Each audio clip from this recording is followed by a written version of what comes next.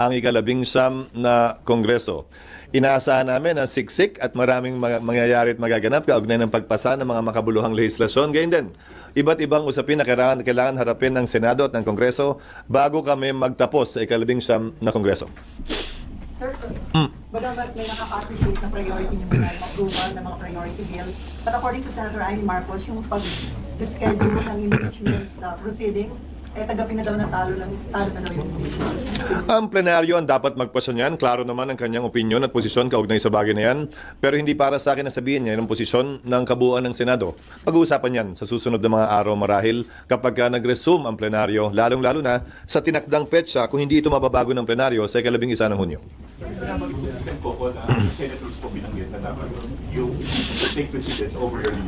Pag-uusapan namin yan mamaya marahil dahil kapag naka-recess ang Kongreso at nakalagay sa Rule 1 ng impeachment rules ng Senado, Senate President ang unang magtatalaga ng schedule, pero hindi naman ibig sabihin na nakaukit na sa bato yun. Pwedeng baguhin yan kung sakasakali at anumang oras ng plenaryo. Kung yan ang mangyayari, plenaryo ang masusunod. Pangalawa, yung binabanggit na rule ni Senator Coco, Rule 10 in particular, yan ay tumutukoy na sa trial. Wala pa po kami doon. Hindi pa nga nagsisimula ang trial, hindi pa nga nare-refer yung impeachment complaint sa rules para magsilbing hudyat, para buuin na ang impeachment court na siyang magko-conduct ng trial. At sinabi ko na rin ito noon pa, nung inihain pa lang ang impeachment complaint. Ang pinakamalayong mararating na ng Senado ay mag-issue ng summons.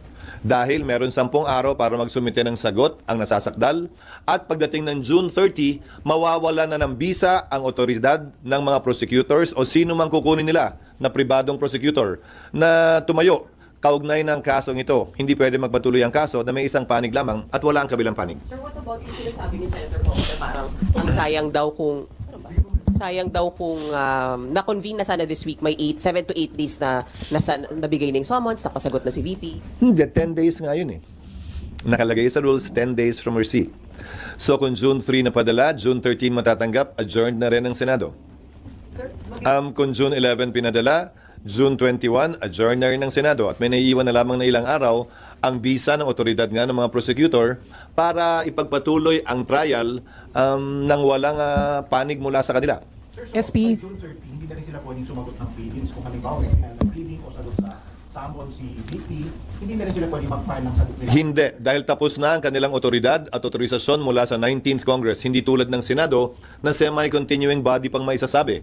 Ang Kongreso nagtatapos ito pagdating ng June 30. At anumang otoridad na binigay, authorization na binigay sa kanila, magwawakas na rin yan ng June 30. Ang private prosecutors, kung may kukunin sila, ganun din.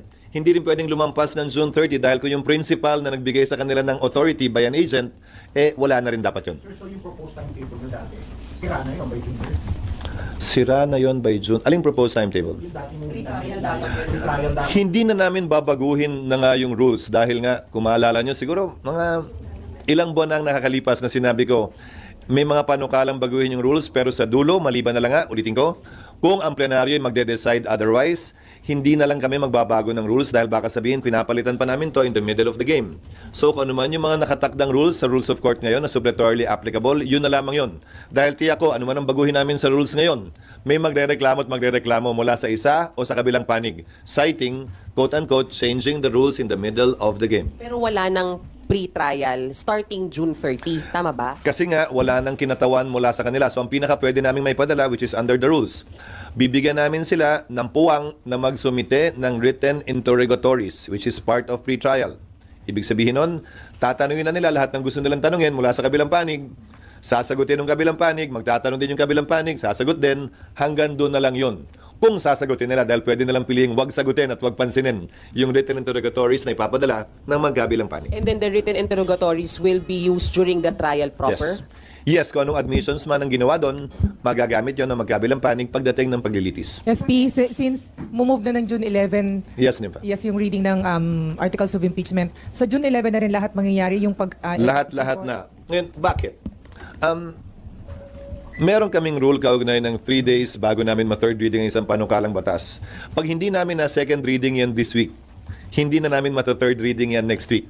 So time is of the essence insofar as passing certain bills are concerned na para mahabol yan sa 19th Congress. Kumbaga, yung pwede namin gawin ngayong linggo, hindi na namin pwedeng gawing next week kung gusto pa namin itong humabol. Sa kabilang banda, yung pag-issue ng summons, whether June 3 yan or June 11, pareho lamang naman ang epekto dahil yung panahong bibigay sa nasasakdal kay VP Sara para sumagot, babagsak na rin sa petsa na wala ng sesyon ang Senado at ang Kongreso. Sir, kasi So, walang tatamaan, walang mapapaboran kaugnay nito. Sir, ang point ni Senator Pimentel, hindi naman kayo aabutin ng 1 o 2 oras sa pagpapabasa ng articles of impeachment during session at yung pagkukonvene ninyo as impeachment court kung matutuloy sana bukas. Hindi naman yan nalalaman pa kung anong mga punto ang i-raise ng iba naming kasamahan kapag binuksan at pinag-usapan na ito. Hindi pa nga nakaschedule para pag-usapan ito sa June 11 pa nga. Sa pagkakaalam ko, itatayo si Senator Pimentel para magtanong kaugnay nito. So hindi pwedeng sabihin ni Senator Coco na maikli lamang yon. Dahil ngayon nga, hindi dapat pag-usapan, mukhang pag-uusapan namin. So lalo na kapag yun talaga ang pag-uusapan, tinitiyak ko sa iyo, mas maraming sasabihin at mas maraming tatayo kaugnay ng iba't ibang punto sa bagay na ito. So, ano yung SP, ibig sabihin iwasan nyo yung mainit na debate dito na makakakonsume Hindi sa ko oras iniiwasan yung mainit, di ba? Ikaw naman, ikaw yung nagtanong. Sabi mo nung una maikli. Ngayon, ang sinasabi ko, hindi para sa kanya na sabihing maikli lang to o mahaba. Dahil hindi niya kayang pigilan, hindi ko kayang pigilan. Sino man gusto magsalita kaugnay nito. Pero kapag ito'y nagsimula na nga, hindi na namin magagawa yung mga dapat sana namin gawin. Particularly, yung aaprubahan on second and third reading dahil yung ibang third reading kailangan pa ng BICAM. Kailangan pa rin ma-ratify yung BICAM. So, kailangan namin bigyan ng fighting chance man lang na maipasa ito. Ulitin ko, yung trial sa July 28 pa naman, 20th Congress, walang mawawala, walang madadagdag, walang mababawas. Pero itong mga second at third reading, malaki mawawala, malaki ang mababawas. Siguro naman, kapag papapiliin tayo sa pagitan ng dalawang pwede nating gawin o dalawang kaling tatahakin natin, doon ka sa mas may magagawa para sa ating mga kababayan. Pero definitely, SP, magko-convene kayo as impeachment court. Otherwise, pag hindi kayo nag-convene before you adjourn, walang impeachment trial next Congress. Tama ba? Kasama yan siguro sa pagdidebate yan dahil ang dami ko nang napapanood na nagbibigay ng kani-kanyang opinyon. Sa dulo, ano man ang opinyon nila, miyembro man sila ng Senado ngayon o hindi, ano man ang opinyon ko bilang tagapangulo ng Senado, sa dulo, ang susundin naming lahat, ang desisyon ng plenaryo ng mas nakararami. The plenary of the Senate is the supreme body of the Senate. It gets to decide anything and everything. Although at first instance, it can be decided by the Senate President, but ultimately, it will have to be confirmed and affirmed or rejected for that matter by plenary. So yung Isa June na lang ako, 11, sir. So, ibig sabihin, sir, June 11. Sige, na tayo. Sir, isa na lang. Hindi Ibig problem. sabihin, sa June 11, babasahin yung articles of impeachment and then thereafter, magko-convene kayo sa impeachment court. At doon din namin pagpapasan anumang mga motion kung meron mang gagawin, anumang mga objection kung meron man, anumang tanong kung meron man. Ang dulo nun ay magko-convene ng impeachment court kung yan magiging pasya ng Senado at i-issue yung summons sang ayon sa aming rules para bigyan ng panahon sumagot ang Vice President. Pero since Yung postponement to June 11, sa inyo na po hindi yung full time after. Nakalagay sa Rule 1 ng impeachment rules, if I may direct your attention, it only refers to the Senate President. The Senate President shall set the date when the prosecutors will present the impeachment complaint. Ngayon, initially, yung Senate President tulad ng sinabi ko. But plenary can decide otherwise if they should decide to do so. Sir, sabi mo kung pagpapasyahan sa June 11, so ibig sabihin pwedeng hindi matuloy yung Ang dami ko na kasing naririnig ng mga nagsasalita dito na miyembro ng 19th Congress. Di ba? So, pakinggan natin lahat yung kanilang mga motion. Kabilang na yung binanggit mo kanina na sinabi ni Senator Amy. So, pakinggan natin lahat at sa dulo, pagbobotohan lahat yan ng mga miyembro ng 19th Congress without prejudice, to the 20th Congress deciding otherwise or in the same light, given the fact that the 19th Congress cannot bind subsequent Congresses or any Congress for that matter. Pero sir, would you insist na... Balik sa'yo, Nimpa. Apa, sorry, sir. Pero mag-insist kayo na mag-convene kayo sa impeachment court sa June 11? What do you mean by mag-i-insist, Nimpa? Again, we will decide all of these things in accordance with what the plenary wants and in accordance with our rules. Yung rules namin, plenary din na nag-decide nun eh. Tandaan mo aprubahan namin yung rules din. So, plenary ang magde-decide kung anong rules ang i-approve namin at kung anong gagawin namin. In the natural course, yes. Yun ang dapat mangyari. Unless, as I said, may mag-motion, may mag-object, magbotohan, in the end, plenary will decide. But that is what our rules provide. My answer is yes. June 11 SP. Ma'am. Sir, yung June 11 SP, hindi pa talaga siya nakataga sa bato kasi pwedeng pang yung plenary magsabi na wag na mag-convene Nakataga sa siya sa 11. bato in the sense na yun na yung panahon na darating ang mga miyembro ng Kamara dito dahil wala nang ibang petsa pang naiiwan. Huling araw na namin yun. But the convening, meaning, pag nag-decide yung plenary na huwag mag-convene sa 11, walang magko-convene. Ginawa yan dati, ha? Nag-decide doon sa impeachment ni case ni Erap. Nag-decide sila i-convene 6 days after. Sa impeachment case ni Chief Justice Corona, nag-decide sila na wag mag-convene ng Disyembre, mag-convene na lamang ng Enero. So, may mga president naman kaugnay nun. Ang kaibahan lang nito, tatawid ito ng panibagong kongreso. Ulitin ko, ang 19th Congress, no Congress can bind subsequent Congresses. Hindi kami pwede magpasa ng tinatawag nating irrepealable law. Hindi kami pwede magpasa ng isang bagay na hindi na pwedeng galawin o baguhin pa ng susunod na Kongreso. So anumang pasya namin ay binding sa amin, pero hindi binding sa susunod na Kongreso. So wala nga kasiguraduhan yung June 11, SP. Kung mag-decide ng plenary today, na walang magko-convene sa June 11, then ma-overpowers her. Kung mag-decide ang plenary today na hindi magko-convene sa June 11, Yes. in theory, yes, but I doubt that. I doubt that will happen. Wala lang. I doubt lang. Hindi, duda lang ako na yun ang mangyayari dahil maliwanag naman ang tinatalaga ng rules, maliban na lamang kung may maliwanag at klarong basehan at rason para hindi gawin yon. Pero sa dulo, pagbobotohan pa rin yan. But sir, nothing prevents your colleagues from saying, hindi na naman natin ito matatry, pasa na lang natin sa 20th Congress. Nothing prevents them, yes. As I said, nothing prevents anyone from making a motion, nothing prevents anyone from putting it to a vote, nothing prevents anyone from objecting, but ultimately, it will be debated and put to a vote. So ano yung Ano? Pwede rin po mapaaga, like this week na. Kung may mag-insist na yun. Pwede naman, pero anong point ng... Hindi ko pwedeng pigilan, ulitin ko ha.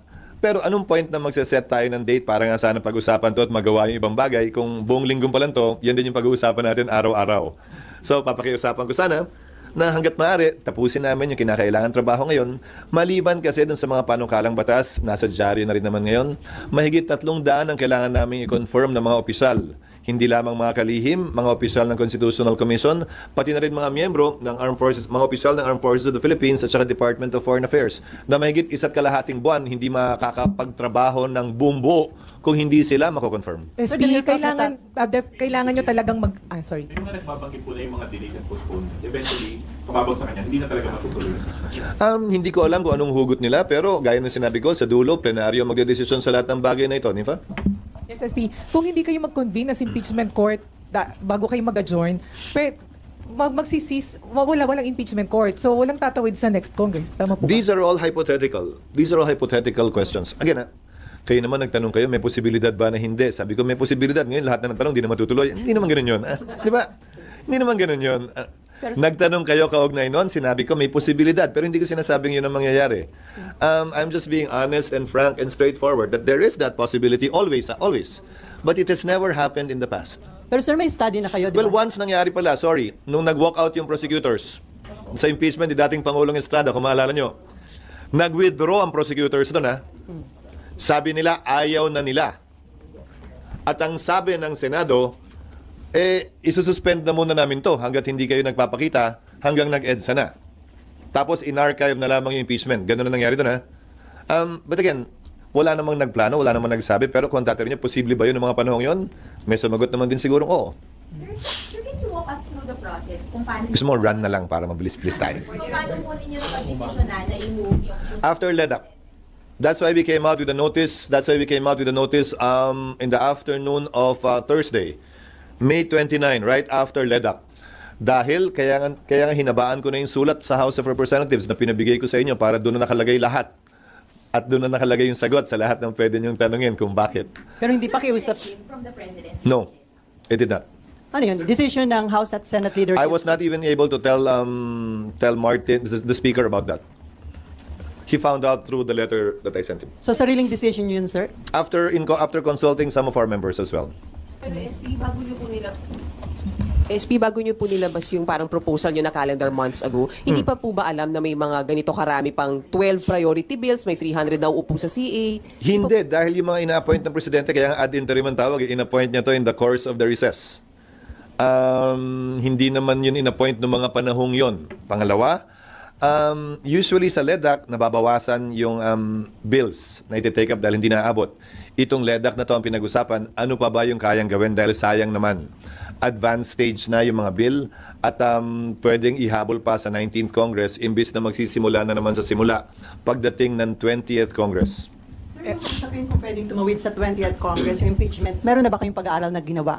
Kasi malamang yun na maging issue. Paano nyo i-address yun? Meron, may president yan sa US Congress. Ang isang ehemplo din, kayo naman, simula na naman tayo, napag-usapan na natin yan dati. Ang isang example din yan, yung SET. Yung mga kaso ng SET, tumatawid ng Kongreso. Dahil 6 na taon yung term na pinagdedebatihan sa protestang yon. Bagaman nagpapalit ang mga maestrado ng korte, nagpapalit ang mga miyembro ng SET, tumatawid at tumutuloy pa rin siya. Pero wala pang eksaktong pinagbobotohan ang plenaryo kaugnay sa bagay na yan. So, pwedeng pagbotohan yan ng plenaryo ng 19th Congress. Pero ano man ang desisyon namin, hindi pwedeng i-bind yung 20th Congress. So, pwedeng magkaroon ng ibang pananaw yung 20th Congress. Halimbawa, pwedeng sabihin ng 19th Congress, tatawid yan. Pero ang pasya ng 20th Congress, hindi tatawid yan. At i-dismiss nila. So, depende. Sa dulo, you have to understand, in Congress, plenary is supreme. It's not the decision or the voice of one member, even if he or she is the Senate President or an officer of the Senate or the House. Desisyon palagi ng plenaryo ang mangingibabaw sa anumang usapin. Sir, ano yung implication kung merong magiging senator judge, ang ngayon palang sinasabi, itaga nyo sa bato, hindi may impeach si VP Sara? Desisyon at pasya nila yon, hindi para sa akin na husgahan yon.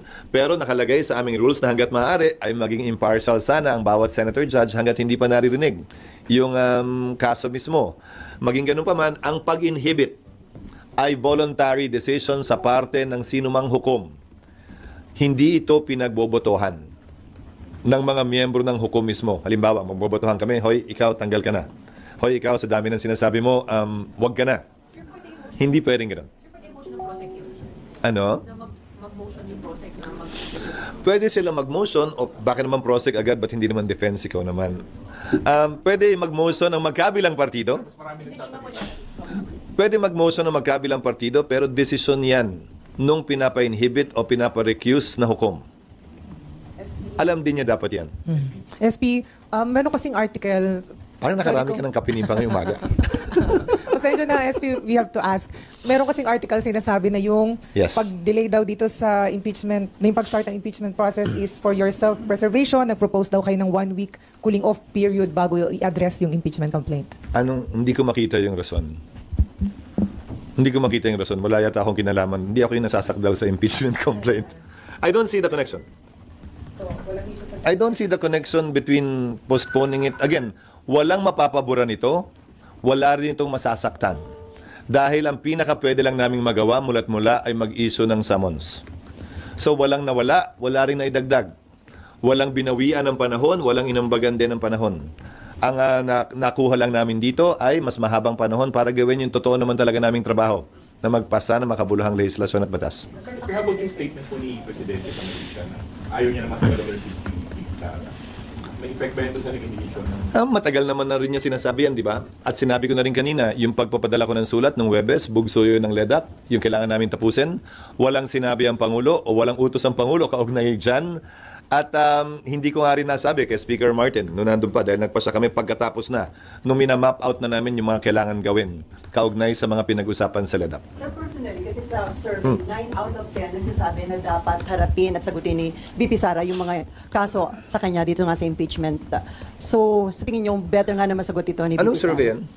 SWS ba yun? 9 out of 10 survey. Parang ang dami kong survey na nakikita na iba't iba ang sinasabi. Bali-baliktaran sinasabi. So, Ito yung depende na lang. latest survey. No, ang sinasabi ko dahil iba't iba yung survey, mahirap naman magdesisyon base sa survey. Dahil bali-baliktad naman din ang sinasabi ng survey at hindi dyan ang basihan. Hindi yan ang basihan ng anumang pagpapasyang ginawa ko. Dahil hindi naman ako tumakbo at hindi naman ako tumatakbo. Sir, may mga nasasabi na di ba nga sa Constitution, the fourth grade ganyan, violative of the Constitution na okay, you went on break, pero ngayon in session na ulit, bakit hindi pa rin ito? There are pending cases in the Supreme Court, both for mandamus to compel us to convene and prohibition to stop us from convening. Walang TRO, so we are proceeding as we think best. Pangalawa, ibabalik ko na naman. Yung mga prosecutor na congressman na nagrereklamo ng forthwith immediately, sila nga mismo hindi nila sinunod yung sarili nilang rules na immediately ire-refer ng SecGen ang lahat ng impeachment complaints sa Speaker para ilagay niya sa Committee on Justice. The SecGen sat on it for 4 months.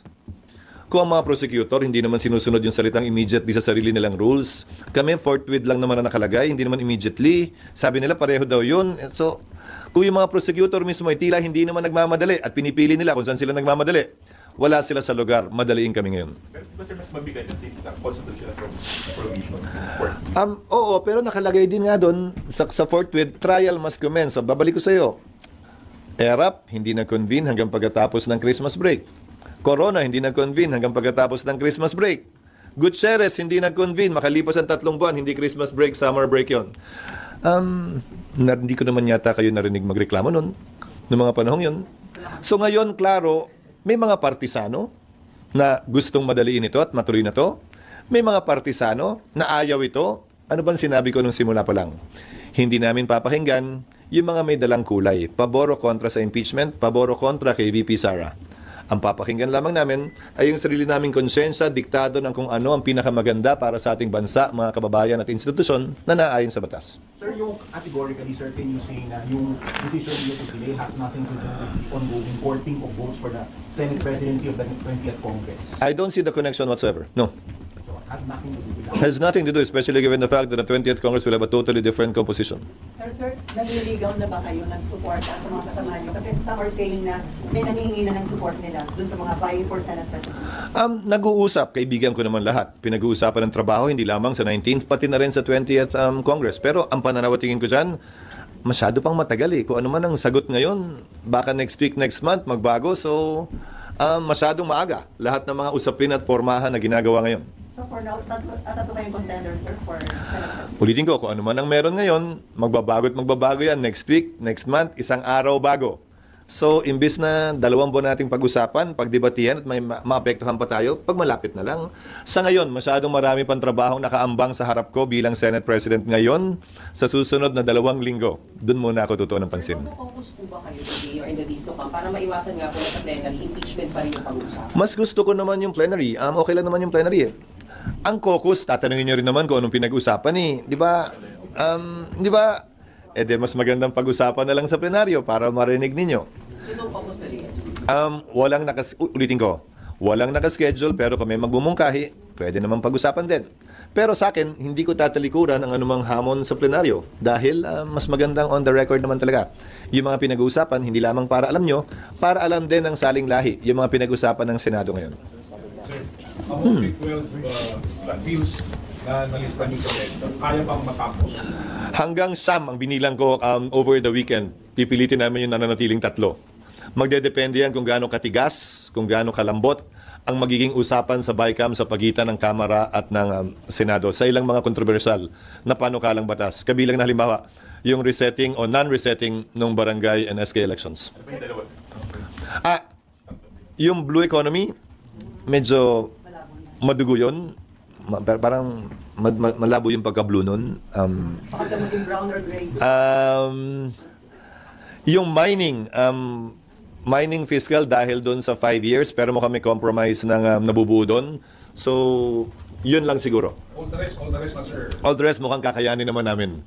Ngayon nga, naaprubahan namin hopefully on second reading yung right of way na kailangan para doon sa MRT na ginagawa natin sa ngayon at maraming mga kalye na kailangan pang gawin kaugnay ng connectivity natin.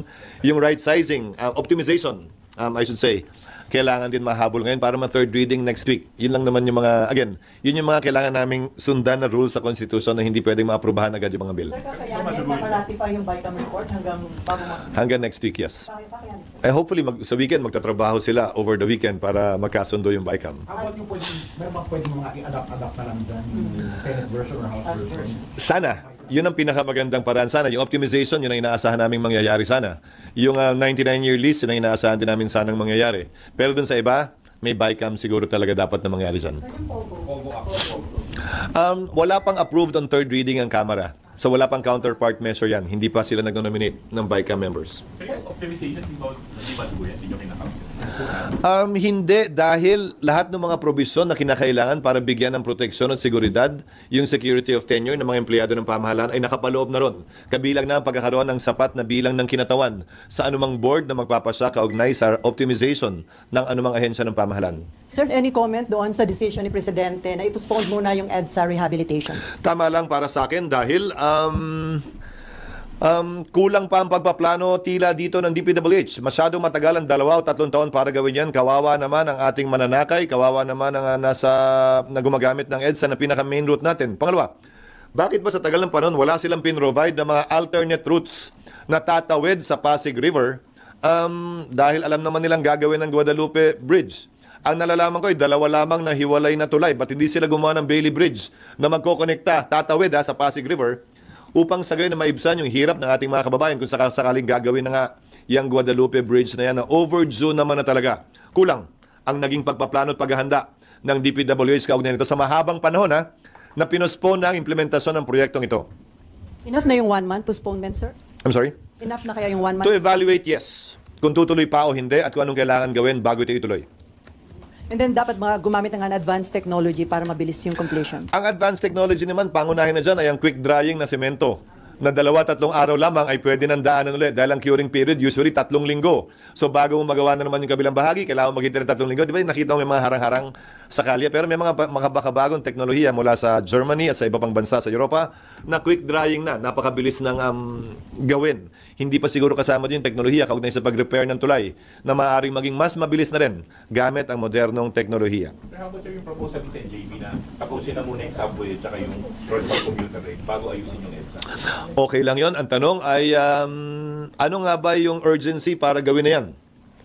Pwede pa bang makapaghintay pa o hindi na? DPWH lamang ang makakasagot marahil nun. Pero alam ko, noong nakarang administrasyon pa lamang, pinagpaliban na ito. So nagkaroon sila ng ganong kahabang panahon na sana para magplano, pero tila hanggang ngayon, wala pa rin sapat at katanggap-tanggap na plano. Sorry, balik ako. Sir, yung mga early elections, di ba, so June 11, manunumpa sila as senator judges. What happens after June 30? Kasi their term will expire. Kailangan po nila manumpa ulit? Magsusumpa uli yung mga impeachment judges pagdating ng 20th Congress. Clear po ba dun sa current timeline kung mauusad or hindi? Or July 30 pa din po yun? Yung trial, yung start ng trial? July 28 kami magre-resume. So na yon ng Pangulo. So umaga ang sesyon, magbubukas ang Senado, mag-organize ang Senado, mag-a-adjourn para pakinggan ang sona ng Pangulo. Ikalawang araw, Martes, July 29, doon pa lamang siguro mapag-uusapan yung schedule na gagawin ng 20th Congress. Ulitin ko, hindi namin pwede o kayang i-bind ang 20th Congress. Although karamihan ng mga miyembro ng 19th ay nandun din sa 20th Congress, kailangan itong pagpasyahan muli ng 20th Congress either by an affirmative vote or by their silence and acquiescence sa ginawa noong nagdaang Kongreso. Sir, yung target nyo na by October magkaroon ng botohan, doable pa ba yun, sir? Oo. Naniniwala akong kaya pa rin yun dahil 7 articles of impeachment lamang yan at mahabang panahon na rin ang binigay sa magkabilang panig para maghanda. Sinabi ko na yan noon, kung magpapatuloy ang pagdinig at trial, wala kaming papayagan delay dahil nagkaroon na sila ng sapat na panahon para maghanda, magprepara at kunin ang mga ebidensyang kinakailangan nila para patunayan ang kanilang panig. SP, sorry, ang kulit, pinapatanong lang po from House. Opo. Kasi nga daw nasa Constitution yung forthwith. So habang nauusog yung pag-convenio, hindi raw po ba nagva-violate na kayo sa Constitution, SP? Hindi, pero may karapatan sila na iakyat yan sa Korte Suprema kung tingin nila nilalabag na ngayon sa Ligang Batas. Meron na nga, gaya na sinabi ko, meron ng 2 pending na kaso sa Korte Suprema na dinala ng magkabilang panig. Yung isa gustong pigilan ng impeachment, nag-file ng prohibition, yung kampo ni Vice President Sara. Yung kabila naman na nagsusulong, nag-file ng petition for mandamus para pilitin kami na mag-trial na nung recess pa. So these matters are pending before the Supreme Court. They're free to go to the Supreme Court and seek relief if they disagree with what we are doing. Habang walang court ruling, tuloy yung mga proseso dito, sir. Oo, dahil wala namang TRO na ini-issue ang Korte Suprema or mandatory injunction para sundin namin. Sir, Senator-elect Soto criticized the fact that you made the decision unilaterally without the benefit of a Senate caucus or plenary debate. So, sir, paano yun? Which decision? Yung sa impeachment po, sa delay po Which natin. decision? Delaying the Which nga? Yung 2 o yung 11? 11. Hindi oh. Hindi oh. 11. Alin? Which one? Both. I don't think so. Which one? 11. I don't think so either.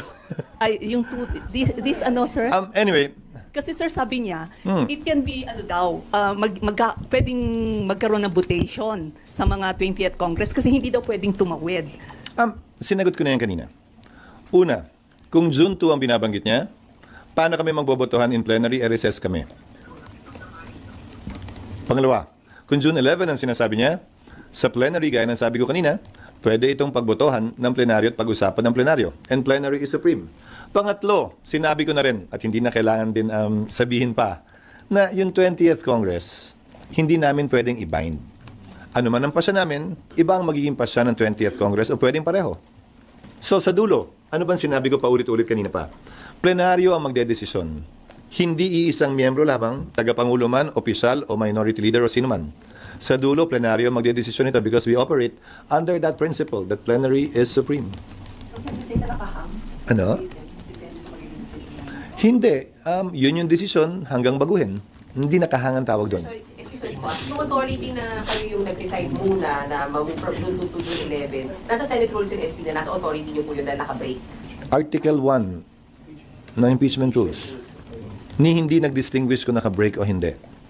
Hindi kaya magkaroon miscalculation. You have the rules with you. So that stands until, Nakalagay doon. Baguhin ng plenary. Unless baguhin ng, hindi until unless baguhin ng Senate. Unless we Nandiyan sa picture, 17 out of the 24, dyan sa picture na yan, mag-carry over to the 20th Congress eh. So, kung ano man yung magiging decision nyo, you have the numbers to sustain it in the next Congress. Depende. Yung boto naman kasi minsan nagbabago, depende sa kalagayan ng panahon, depende sa lakas ng hangin o hina ng hangin o lakas ng ulan o hina ng hangin o init ng panahon. So depende, hindi ko pwedeng sabihin ganun lang yun. Tinignan mo na yung mga picture. Yes. Nagbago yung komposisyon dun sa mga senador. Nagbago po ba yung pasya nila after ng election? Ano po ba yung... Hindi ko alam, malalaman natin sa pagbubukas ng Senado ngayon. Pero base sa mga nakakausap ko, nagbago ang posisyon tungkol saan? Sorry. Impeachment. Ano tungkol sa impeachment? na mag-aangwit or Kung gusto ba nila or hindi na? Yes. Hindi namin napag-usapan yon. Hindi ko tinanong yung tanong na yun sa kanila. Sir, sabi po ni Congresswoman-elect De Lima na ito daw pong pag-move to June 11 is a sign that the Senate wants to kill the impeachment trial. Your reaction lang po? Hindi ko trabahong reactan ang congressman-elect na hindi pa naman formal na nagiging prosecutor o bahagi ng trial. Lalo na at partikular na ito'y pagpapasya ng Senado na hindi kabilang pa at wala pang papel ang Kamara o ang nasasakdal. SP? What happens pagka hindi nagbigay ng... Nakangiti nga eh. Paano pag hindi na padala ng answer si VP dun sa articles of impeachment? What happens? May nakalagay sa rules niyan at mag-suppletorily applicable din ang rules of court. Hindi siya i-declare in default. Anytime pwede siya mag-appear. And a plea of not guilty will be entered in her behalf and the prosecutors will proceed with the presentation of evidence in absentia. But the Vice President at any point in time can send her representatives to represent her in the trial. Ay, minsan diba magpapadala siya ng kahon to answer the articles of impeachment? Pero pag hindi wala siyang answer, Ganun nga, maglilipas yung panahon, and then magpa-proceed lamang yung presentation ng evidence ng prosecutors when the trial commences after a plea of not guilty will be entered in her behalf. Kasi kung hindi siya sumagot, ang assumption ko, hindi rin magpapadala ng abogado. So kahit walang abogado, on behalf of her, in her behalf rather, mag-e-enter ng plea of not guilty. SP? sinabi ni VP na gusto niya bloodbath, yung nangyari. Hindi para sa akin na komentaryohan din yun dahil upo kami bilang isang impeachment court kung sakasakali. Ano dating Wala lang. Ang bahagi siguro lamang yun ng ingay ng politika na naririnig natin mula sa magkabilang panig. May mga ganon din namang mga salitang binibitawan yung prosecutors na iba't iba ding mga pananaw kaugnay sa impeachment trial. Ginagamit ang iba't ibang adjective din sa parte nila. SP? For what? For a bloodbath. Grabe naman yung bloodbath. Hello po, SP. If nagkaroon po sana ng special session during the session break, do you think mas mabibigyan ng time yung legislative measures and then nasunod sana yung original time for impeachment? Yes, but again, under the Constitution, that is up for the President to call. Pinag-usapan na rin natin yan nung recess, hindi ba? Pangulo ang pwede magpatawag ng isang special session, may dahilan man o wala, may rason man o wala.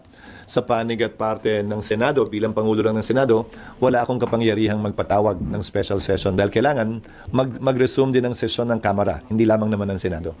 Sir, pagka nag-decide yung 19 Congress sa plenary na hindi na natakit, mas sabi niyo parang up to the plenary, hindi pa mag-a-apply dun yung, yung 1-year ban ng impeachment?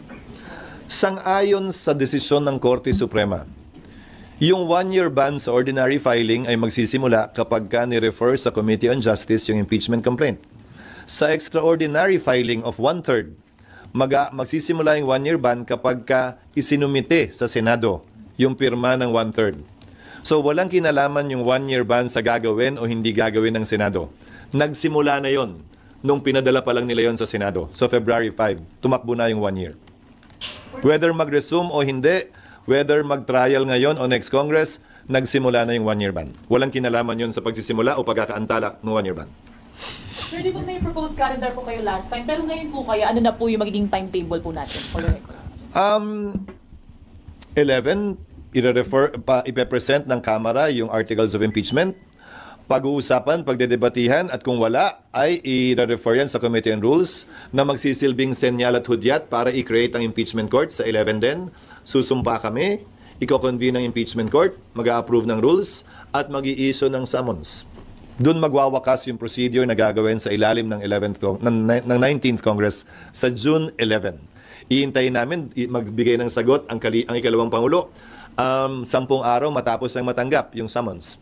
Pagkagat ng June 30, wala nang otoridad ang mga prosecutors o private prosecutors nila, so maaantala ang trial at iintayin na yung pag-resume o pagbubukas ng panibagong kongreso. Sa pagbubukas ng panibagong kongreso, magpapasya sila, sasang-ayon ba sila sa ginawa ng 19th Congress o babaguhin ba nila ito? They can either reverse it or they can either approve it or acquiesce to it by simply proceeding with trial. Kaya sir, yung electronic submission ng mga replies. That is part of the rules of court right now, na suppletorily applicable. Merong view na hindi na namin kailangan amyendahan yung rules namin dahil suppletorily applicable naman yon. Menos away pa, menos issue kaugnay nga sa pwedeng ibato sa amin na changing the rules in the middle of the game. ST, since sinabi nyo na hindi pa i-invite yung 20th Congress mo, pag nag-convene kayo sa June 11, pagdating ng 20th Congress, can they choose not to convene o convene na kayo? They have to convene. Reconvene on the 20th? Yes, the 20th Congress has to convene because you have new senator judges. So they can also, chances are, if may chance na, pwedeng hindi nila sila mag-convene kung ayaw. There is that possibility. Again, we cannot bind subsequent Congresses. But that is not only applicable to us.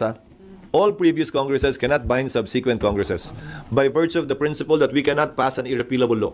So SP yung decision doon, simple majority lang. Simple majority, there being quorum. Okay. And then, sir, yung June 11, yung session, kasi doon mangyayari lahat po, di ba?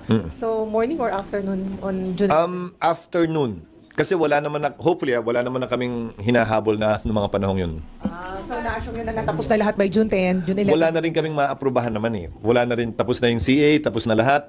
Actually, kahit buong araw na kami magdebate at magbutuhan ng paulit-ulit, kakayanin na yun. Last year, may quorum pa ba kayo? Meron naman. Palagi namang meron. Hindi naman kami pwede mag-session ng walang quorum.